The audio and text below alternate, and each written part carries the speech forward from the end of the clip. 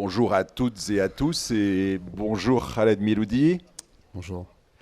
Voilà, j'ai en main votre livre Les couleurs de l'ombre, un livre sorti il y a tout juste un an dans lequel vous racontez votre vie de braqueur récidiviste et de détenu. Vous avez passé 29 ans dans les prisons françaises, des prisons dont vous dites à un moment dans le livre des mouroirs où la plupart des âmes s'aigrissent, se ferment, se replient sur elles-mêmes, pour certaines définitivement. C'est pourtant là, dans le silence de votre cellule, entre 5 heures et 7 heures du matin, on reviendra sur ce moment dont on a déjà entendu parler dans les ateliers et les diverses interventions. Donc entre 5 heures et 7 heures du matin, vous trouvez l'écriture et la poésie, plus précisément. Vous racontez dans votre livre ce long cheminement, un livre qui s'ouvre sur quelques lignes de Gaston Miron, qui est un poète. Vous les connaissez par cœur? Ou je vous tends le bouquin? Vous pouvez nous les Oui. partager? Allez. J'ai fait de plus loin que moi un voyage abracadabrant. Il y a longtemps que je ne m'étais pas revu.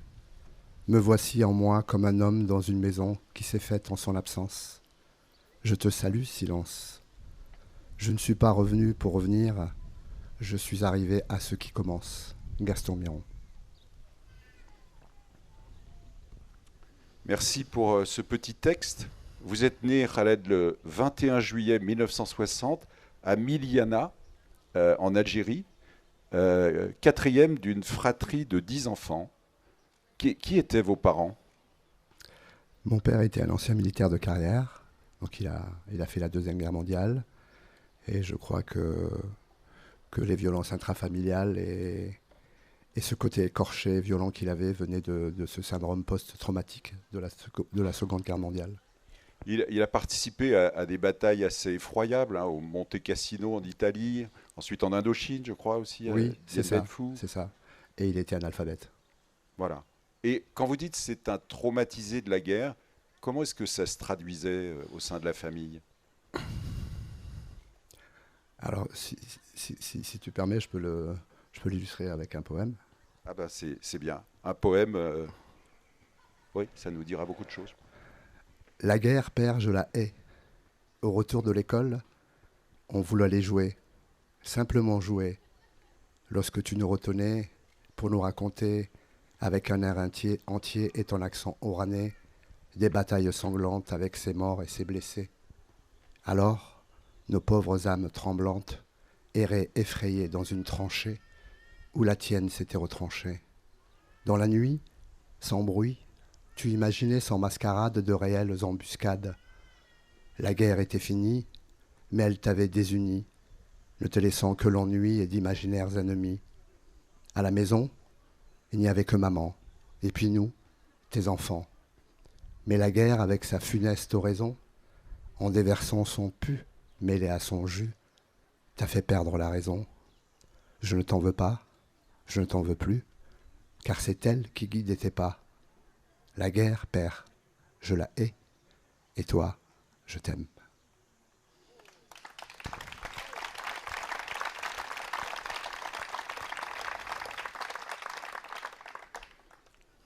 Dans la famille, tout le monde vit dans la crainte de ses colères et de ses coups. Votre maman, vos frères, vous. Et vous êtes souvent, j'allais dire, la cible privilégiée des colères de votre papa. Très tôt, je prenais la défense de ma maman. Je suis encore incapable de l'expliquer pourquoi, mais voilà, je m'interposais entre elle et mon père. Et donc, voilà, je suis devenu un peu la tête de Turc. Vous faites, il vous impose une sorte d'éducation de soldat, non? On peut dire ça? Oui, oui, une éducation de militaire avec un régime de Spartiate. Donc, levé au clairon le matin à 6 heures. On avait 5 minutes pour passer à la salle de bain. Et puis bien sûr, il nous a appris très tôt le maniement des armes, les embuscades. Donc, voilà, tout tournait, ses anecdotes, sa vie, notre éducation tournait autour du côté militaire et de la guerre. Ouais. Il y a un passage impressionnant, vous racontez dans le livre un moment où vous passez la nuit dehors sous la pluie, alors que vous avez quoi, 7, 8 ans, je sais pas. Je me souviens plus bien. Mais... Oui, oui. Pour lui, on éduquait un enfant en le frappant, et plus on le frappait, plus il pensait qu'il allait pousser droit. Pour lui, c'était une forme de tuteur. Et effectivement, il nous avait pris au mot en nous demandant lequel de moi et mon frère était capable de rester 1 heure sous une pluie diluvienne. Bien sûr, à notre âge, on a levé la main et sans avoir le temps d'enfiler nos kawaii. Nos kawaii, on s'est retrouvés sous la pluie. Mais au bout d'1 heure, voilà, il nous a dit vous allez passer la nuit. Et c'était pour nous apprendre le lendemain qu'il fallait absolument pas accepter de faire un pari. Et pour lui, c'était une fanfaronnade. Et c'est comme ça qu'il voulait nous le faire subir. Alors, encore un mot, parce que je pense que ça explique quand même la suite de votre parcours aussi beaucoup sur les violences de votre papa. Un jour, vous êtes convoqué avec lui chez le principal du collège dans lequel vous êtes étudiant. Et là, il se déchaîne et il vous frappe jusqu'au sang dans le bureau du principal. Oui, étonnamment, moi, j'étais surpris, bien que je connaissais ses réactions, mais j'étais surpris je ne pensais pas qu'il allait utiliser la violence dans le bureau du directeur du collège. Et effectivement, après avoir écouté religieusement le compte-rendu de mon comportement par le directeur, voilà, il s'est mis à me frapper devant le directeur qui lui regrettait de lui avoir fait partager ça et qui le suppliait d'arrêter, mais c'était trop tard. Alors, suite à cette scène, c'est à ce moment-là qu'on le juge pour enfants vous retire de votre famille. Hein. Oui. Ouais. Qu'est-ce qui se passe à partir de là, Khaled? La juge pour enfants ayant été saisie, j'étais placé dans une famille d'accueil. Ça n'a pas collé, dans une seconde famille d'accueil. Et puis ça n'a pas collé non plus. C'était un couple qui était en instance de divorce. Donc j'assistais à leur frasque du matin au soir. J'allais manger tous les jours dans ma chambre seule. Et j'en ai parlé à mon éducateur. Et j'ai eu une dérogation pour intégrer un foyer d'adultes. Voilà, donc de votre adolescence, le début de votre enfance, c'est des foyers? Les foyers, et si on remonte un peu avant, l'exil, puisque je suis arrivé d'Algérie à l'âge de 5 ans. Donc l'exil, on quitte le pays, l'apprentissage de la langue, la barrière de la langue bien sûr, et puis après les déménagements successifs suite aux violences paternelles. Dans votre famille, il y a la violence, on l'a compris, de l'amour aussi? L'amour maternel bien sûr, voilà, c'était tout à fait l'inverse. Ma mère était une femme soumise, mariée très jeune à mon père, et effectivement, c'est le peu d'affection que j'ai eu venait d'elle bien sûr. Alors, on franchit quelques années, vous avez 19 ans, et dans une rue de Paris, un soir, vous répondez par la violence à des insultes racistes de deux hommes que vous croisez, que vous ne connaissez pas. Et cette bagarre va être aussi assez déterminante pour la suite de votre existence. Oui, comme je le dis dans mon manuscrit, c'est un virage raté. À 2 heures du matin, à la sortie d'une boîte avec un copain, on s'est fait bousculer par 2 personnes. J'ai demandé des excuses et en fin de compte, j'ai eu le droit à un chapelet d'injures racistes. À l'époque, je cognais avant de discuter, donc je me suis battu avec les 2 personnes. Les flics sont intervenus, je me suis retrouvé en garde à vue. Et je suis passé en comparution immédiate à la 23e chambre du TGI de Paris. Je venais d'exécuter mon service militaire, j'étais un casier judiciaire vierge, et j'étais condamné en comparution immédiate à 1 an de prison ferme. Donc pour moi, là, tout s'est écroulé. J'avais vraiment le sentiment profond d'être seul contre le monde entier après cette enfance et cette adolescence. Et je me suis retrouvé donc à Fleury-Mérogis. Mes codétenus m'ont conseillé de faire appel, donc j'ai fait appel de cette décision qui a été aggravée à 18 mois. Donc le chef d'inculpation, c'était voie de fait sur la voie publique. Et dans cette prison, j'étais reconnu par des anciens qui m'ont pris sous leurs ailes, qui m'ont aidé à cantiner. J'ai trouvé de la bienveillance, une forme de reconnaissance. Comme j'étais un enfant, un jeune homme en carence affective, désocialisé, déscolarisé, ils m'ont pris dans les bras et je me suis senti reconnu. Voilà, comme si j'avais trouvé ma place dans un groupe. Et à partir de là, je suis sorti, je les ai rejoints et j'ai mis pour la première fois mes pieds dans le grand banditisme en faisant des braquages. Voilà, des braquages de banques, de joaillerie, des attaques de fourgons blindés. Vous alternez les cavales, la prison, rarement des temps de liberté. Et régulièrement, comme vous dites dans votre bouquin, vous montez sur des casses dans lesquelles vous tenez toujours le rôle le plus dangereux dans le groupe, celui chargé de la sécurité du groupe. En quoi ça consiste, en quoi ça consistait ce rôle? Je crois que dans un groupe, il faut toujours que quelqu'un prenne des décisions ou apporte son expérience au profit du groupe. Mais je pense qu'avec du recul, j'ai compris que si on m'avait donné cette place-là, puisque c'est pas moi qui ai levé la main, ça s'est imposé naturellement, comme dans un groupe. C'est, je pense, par rapport aux instincts de conservation, au-dessus de la moyenne que j'avais développé dans ces KGB, dans ces caves, avec ces coups violents très tôt. Donc je crois que ça m'avait endurci, ça m'avait donné un mental. Et puis bien sûr, cette éducation de militaire, sportif, boxeur, a fait que voilà, j'étais l'élément déclencheur dans le groupe. Vous avez tiré dans ces cases parfois sur un employé de banque, un policier, un agent de surveillance? Non, jamais, sauf la dernière affaire où il y a eu un échange de coups de feu avec la police. Donc j'ai tiré pour couvrir ma fuite, puisqu'on a essayé de m'écraser contre un mur. On était en moto, donc j'ai tiré 2 fois sans blesser personne, puisque j'ai baissé mon arme au moment de tirer. Et puis sur le deuxième barrage, il y a eu un échange de coups de feu avec un policier qui m'a tiré dessus sans sommation à 4 reprises, à 3 mètres, alors que j'avais pas d'arme sur moi. Donc j'ai récupéré mon arme dans mon sac et j'ai riposté sans le tuer, sans le blesser. Et j'ai été condamné à 30 ans de réclusion criminelle, dont 20 ans de sûreté.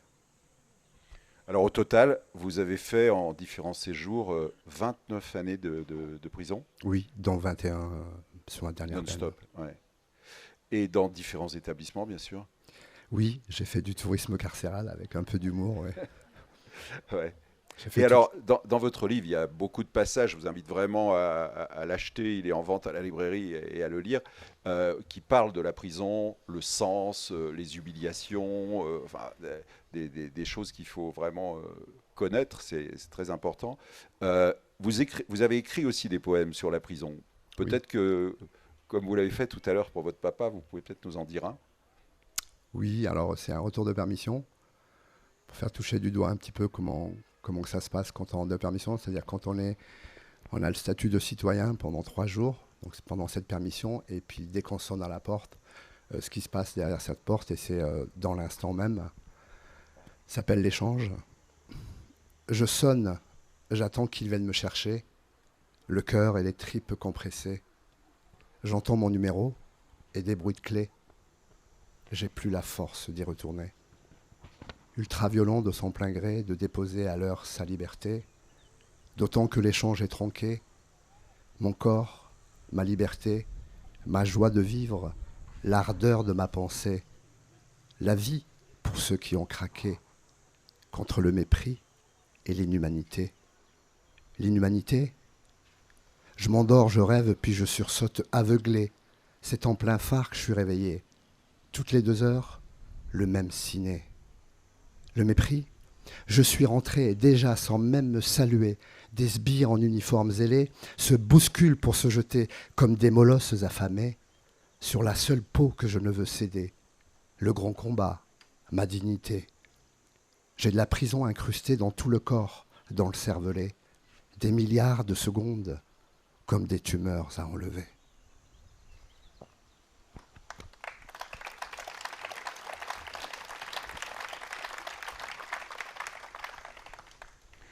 Donc vous nous dites tout à l'heure, à un moment, vous étiez, je crois, en peine cumulée, condamné à 45 années de détention? De réclusion criminelle. De réclusion criminelle. Et là, à ce moment-là, quel est votre... Parce qu'auparavant, vous aviez fait des séjours plus courts, mais quel est votre état d'esprit là, à cette période-là? Vous avez quel âge à ce moment-là? J'ai 47 ans. 47 ans, ouais. Pour moi, c'est la fin de ma vie. Je ne pensais pas sortir, je pensais mourir en prison. 45 ans de réclusion criminelle, c'est une peine mortifère, c'est une perpétuité déguisée. Et dans l'incapacité de me projeter dans le futur. Donc j'étais dans le ressentiment, j'étais dans la haine, j'étais dans la colère. Et les 10 premières années de mon incarcération, je les ai passées à faire du sport. Et puis au bout de 10 ans, je me suis rendu compte que j'allais devenir fou, et que le sport ne suffisait pas, voilà, que je perdais au fur et à mesure les quelques neurones qui me restaient. Et puis j'avais envie de me suicider, donc j'avais envie de fuir mes responsabilités. Donc pendant plusieurs jours, j'avais cette corde tressée qui trônait sur la chaise de ma cellule. Et puis je sais pas, un soir, il s'est passé quelque chose. Je me suis vu partir, j'ai pensé à mes enfants. Ils ont pesé lourd dans la balance pour la vie. Et même si j'ai fait beaucoup de mauvais choix dans ma vie, j'ai raté pas mal de choses, je ne suis pas quelqu'un de lâche. Et pour moi, c'était un acte de lâcheté que de partir, de fuir mes responsabilités, et que mes enfants puissent me récupérer dans une boîte à sapin. Je me suis écroulé et je me suis mis à écrire sur un bloc-notes. J'étais à l'isolement. Je me suis mis à écrire trois mots en phonétique. Nebrekum, Nebrekum, Motarlekum. Je vous aime, je me meurs sans vous. Et là, il s'est passé quelque chose. Je me suis dit, il faut que j'assume mes responsabilités, quelle que soit la longueur de ma peine. Et si ma peine n'a pas de sens, je vais lui en donner un. Et chaque jour, un poème sortait, je ne sais pas d'où il sortait, du plus profond de moi. Un poème pour mes enfants et un poème aussi pour mon père, avec cette relation vraiment singulière que j'avais avec lui. Et puis, sans m'en rendre compte, petit à petit, l'écriture dans ce QI est devenue comme une fenêtre vers la liberté. Elle a agi sur moi comme un catharsis. Et elle m'a permis de me tirer vers le haut, de m'élever, de me bonifier et de commencer à m'apaiser et aussi à créer du lien. Je reviens un tout petit peu en arrière, là, dans cette matinée, Michel Vankien qui nous parlait de l'importance du silence pour quelqu'un qui écrit, pour être en attente des mots qui viennent. Alors, le silence, on sait qu'en prison, c'est un mythe, quasiment. Il n'y a pas ou très peu de silence. Comment vous faisiez pour écrire? À quel moment vous vous mettiez devant la table? Mon manuscrit, j'ai mis 7 ans pour l'écrire, puisque je pouvais écrire qu'à partir de 4 heures du matin, donc je me levais très tôt, et jusqu'à 7 heures, puisqu'à partir de 7 heures, les verrous claquent, les gâches, et puis les allées-venues avec des appels à l'interphone, donc c'était impossible. Puis bien sûr, le vacarme de la prison, les cris, les hurlements avec les détenus qui sont en promenade, les co-détenus qui sont en promenade. Et puis bien sûr, même la nuit, des hurlements, des cris, des détenus qui subissent mal l'enfermement et qui se mettent à crier, certains qui se mettent à mettre de la musique. Donc voilà, c'était une torture aussi, le bruit. Je crois que c'est si je dois retenir une chose de la prison, c'est le bruit. C'est une torture sonore. Donc je me levais très tôt, lors des brumes de l'aube, pour pouvoir trouver le silence, la magie du silence. C'était une rencontre intérieure, une forme d'introspection aussi. C'était un passage en soi. Et c'était un instant de plénitude, comme une cuillerée de lumière en plus dans l'obscurité du désarroi. Le silence en prison, au 19e siècle, il y a eu un grand débat autour de l'enfermement. Il y avait les tenants de l'encellulement individuel. Et là, les gens étaient condamnés à un silence permanent, quasi. Et puis, il y avait ceux qui étaient partisans de ce qu'on appelait le système d'Aubrun. Les détenus vivaient en dortoir et travaillaient en atelier, mais on imposait le travail en silence. Donc, comme si le silence était à la fois sanction, privation de la liberté de parler, quoi, et condition d'une future réintégration sociale. C'est dans le silence qu'on peut s'amender, quoi. Qu'est-ce que vous pensez de ça, Khaled? Je crois qu'on ne peut pas généraliser le silence en prison. Il y a des détenus qui vont recevoir le silence comme une exclusion, comme quelque chose de lourd, quelque chose d'oppressant, quelque chose même de violent, puisque ils sont incapables d'avoir des moments de solitude, des moments d'introspection. Et puis d'autres dont je fais partie qui avaient besoin de ce silence. C'était un miracle de pouvoir avoir le silence en prison, ne serait-ce que pour lire, pour écrire. La journée, c'était pratiquement impossible.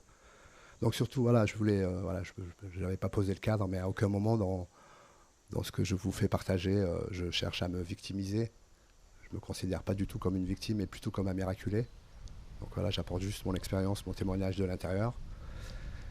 Et le silence aussi, c'est le silence des mots étouffés, des mots censurés, le silence qui oppresse après un mauvais loto pénal, hein, quand on rentre avec 30 ans de réclusion criminelle que ce soit moi ou d'autres détenus, voilà, il n'y a pas besoin de parler, je crois que tout est dans le silence. Et comme une marche funèbre, quelque part, aussi, le silence aussi.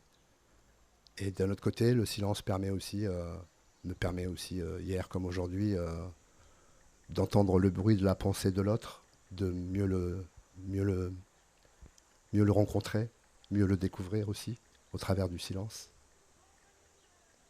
Et du silence naissait votre écriture, et c'est encore le cas aujourd'hui, parce que vous continuez d'écrire. Dieu Oui, merci. oui, mais c'est pareil aussi. J'habite à Paris dans le 19e, donc voilà, je suis pollué aussi par les bruits. Et j'ai gardé cette habitude de me lever tôt pour écrire. Et c'est des moments aussi qui me permettent de me retrouver, de faire le point, voilà, de prendre du recul sur ce que je fais. Donc voilà, le silence contribue aussi aujourd'hui à mon équilibre psychologique.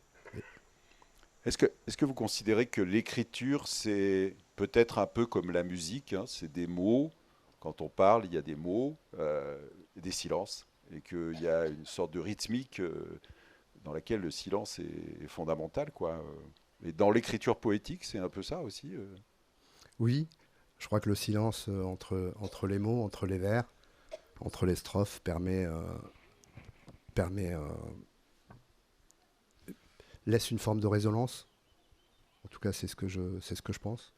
Comme une résonance après avoir déclamé un poème ou après même, comme tu dis, une note de musique, puisque j'ai la chance de déclamer de la poésie accompagnée par un ami au piano. Et c'est vrai qu'entre les notes de piano et les mots, le silence vient justement apporter quelque chose, vient amplifier les mots, amplifier les notes qui se marient très bien et apportent une résonance à ceux qui écoutent. Ouais, bien sûr. On pourra entendre, hein, je crois, cette forme de poésie accompagnée au piano sur un CD qui va sortir très bientôt. Oui, on a eu la chance de signer avec un producteur de musique, donc un album de poésie et accompagné au piano par un ami, Raphaël Goldman pour le citer, au mois de septembre et on aura quelques scènes aussi où on pourra se produire. Et comment vous appelez cette forme? C'est du slam, c'est du rap, c'est de la poésie, c'est quoi? Très simplement, c'est de la poésie déclamée. Voilà, c'est déclamation de poésie. Sans piano? Vous Si, si. pouvez nous mais là tout de suite, sans piano, on n'en a pas. Vous Un poème. pourriez nous dire encore un poème? Oui. Fringale. J'ai la fringale des rencontres. Je la sens déjà qui palpite et lève en moi un germe dans mon désir de le partager. J'ai mille raisons de croire dans cette prise en mouroir à cette marche de l'espoir. La nuit, la lune dégringole derrière les barberets comme un fruit gâté. Le jour, les arbres ont des colliers de cris, des cris lestés dans la gorge. Je me sens seul et j'ai mal. J'ai mal.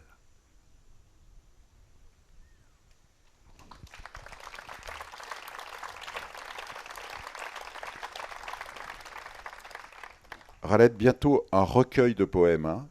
Oui. C'est quand ça? C'est dans quel délai, vous pensez? Peut-être pour les fêtes de Noël, un recueil de poésie que j'ai nommé Les mots sous la peau. Les mots sous la peau. Alors, restez attentifs, attentives. Les mots sous la peau, Khaled Biloudi. Et puis, en attendant la sortie du recueil, Les couleurs de l'ombre, Khaled Biloudi aux éditions Équateur. Le prix, je ne sais plus. Il est en vente à la librairie. 18 Voilà. euros. 18 euros. Voilà. Merci beaucoup, Khaled Biloudi. Merci à vous. C'est moi qui vous remercie.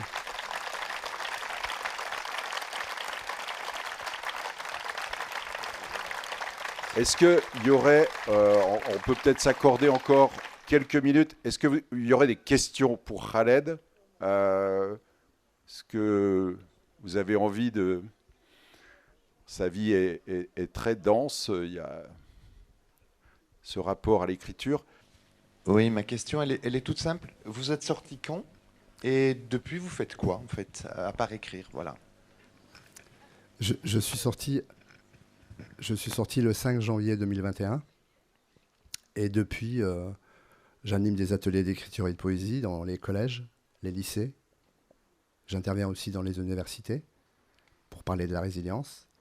Je travaille aussi avec la PJJ et avec l'ASE, l'aide sociale à l'enfance, où, étant passé par là, vous vous en doutez, il y a beaucoup d'émotions à chaque fois que je vais là-bas. Et en dehors de cette transmission, de ces transmissions, voilà, j'écris, je continue à écrire, je prépare un livre aussi pour 2025, un recueil de poésie, et bien sûr la poésie que je déclame aussi dans des scènes pour des associations. Vous êtes retourné en prison à plusieurs reprises depuis votre sortie. Pour des ateliers, pourquoi? Oui, on m'avait sollicité l'année dernière pour participer à ce qu'on appelle la justice restaurative. Je pense que, je ne sais pas si vous avez vu un film Je ne verrai plus vos visages, que je conseille à tout le monde. Et puis j'ai accepté. Donc j'ai essayé très humblement. Là, c'était chez les femmes, donc je ne me sentais pas légitime. Et pourtant, il s'est passé quelque chose aussi avec ces 17 femmes détenues.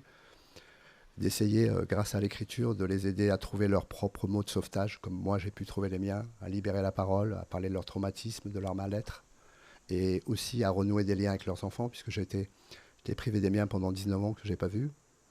Et le fait de me voir avec un de mes fils, puisque j'ai fait rentrer aussi, lors de la restitution, mon grand garçon, Malik, qui est prof, et de nous voir voilà, aujourd'hui comme si le temps n'avait pas... nous avait pas empêché de nous aimer, je pense que ça leur redonnait envie de créer du lien avec leurs enfants. Donc voilà. Il y avait des mains. Voilà, madame. Khaled, déjà, moi, je voulais te féliciter parce que je suis admirative que tu ne sois pas sorti fou de ce que tu as vécu. Voilà. Donc, ça doit demander beaucoup de courage, beaucoup de volonté, beaucoup de recherche au fond de soi. Donc, bravo pour tout ce que tu as fait. Et voilà, je pense que c'est un exemple aussi pour tous les gens qui en détention sont désespérés. Ça veut dire qu'à un moment, on a toujours les moyens d'aller chercher une force au fond de soi, même si on ne sait pas qu'elle existe, on finit par la trouver pour relever la tête. Et ma question, c'était, après 19 ans de détention, tu remets les pieds dans la société qui n'est pas celle de la détention. Qu'est-ce qui est le plus difficile pour toi ? Très sincèrement, moi j'étais prêt depuis quelques années déjà. J'avais fait ce travail, cet examen de conscience en prison. Donc ça faisait quelques années que j'étais prêt. J'étais prêt à retrouver ma place dans la société. C'était plus qu'une question. Il fallait juste que je tombe sur... que j'ai la chance de rencontrer un magistrat, une juge d'application des peines, Madame Cécile Dangle, qui m'a fait confiance. Donc tout est parti de là. Et je crois aussi, voilà, même dans cette cellule, parfois je me sentais plus libre dans mon esprit que certaines personnes que j'avais au téléphone à l'extérieur et qui se polluaient l'esprit pour un pare-choc cassé. Donc je crois que ce désir de vivre, j'aimais les gens aussi, donc la prison ne m'a pas coupé des autres ni de moi-même. Et j'étais dans ce désir de vivre. Donc la sortie s'est passée, j'avais un travail aussi, donc ça m'a aidé la première année. J'étais chauffeur-livreur avant de commencer à me consacrer à mon travail d'écriture. Et puis bien sûr l'amour pour les miens, donc avec un sentiment de culpabilité bien sûr. Mais je crois que c'est le désir de vivre, l'amour pour mes enfants. Et puis voilà, quand on aime les gens, c'est toujours plus facile de se réinsérer après. Et après, c'est vrai que voilà, ce qui m'a choqué quand je suis sorti, c'est quand j'ai pris la première fois les transports en commun, c'était pendant les grèves. Je me retrouvais agglutiné avec une trentaine de personnes autour de moi, moi qui ai toujours été seul en cellule. Et puis de voir que les gens ne communiquaient plus entre eux, donc j'avais l'impression qu'on allait me regarder comme un extraterrestre. Mais en fin de compte, voilà, j'avais pensé que c'était les autres, les extraterrestres, puisque tout le monde était penché sur son smartphone, sur sa tablette. Donc plus personne ne se regardait, il n'y avait plus de contact visuel. Donc voilà, c'est les premières choses qui m'ont surpris dans ce nouveau monde dans lequel je retrouvais ma place. Juste une précision. La décision de la magistrate qui a été très importante pour toi, en quoi ça consistait ? Ça consistait à m'accorder une permission de sortie alors qu'il me restait plus de 6 ans sur le reliquat de peine. J'ai eu la chance de faire 3 courts-métrages aussi lors de workshops en prison. Et donc j'ai eu une permission pour aller projeter mon court-métrage au Carreau du Temple, à la fête du court-métrage. Et quand cette permission a été acceptée, pour moi c'était une forme de reconnaissance de mon travail d'écriture, de mon évolution bien sûr, et de mes preuves de réadaptation sociale à l'intérieur, Et je crois que voilà, la première chose que je me suis dit, cette main ouverte ne restera pas vaine. Et j'ai tout fait lors de mes permissions, puisque j'ai eu quand même une trentaine de permissions avant d'être libéré. Voilà. Il fallait que, je crois qu'on a besoin tous, même aujourd'hui, hein, pas seulement en prison, de reconnaissance, hein, de voir que l'autre vous regarde avec bienveillance et vous fait confiance. Et voilà, je souhaite aussi qu'il y ait de plus en plus de juges qui aient le courage, voilà, de tendre la main à des détenus longue peine.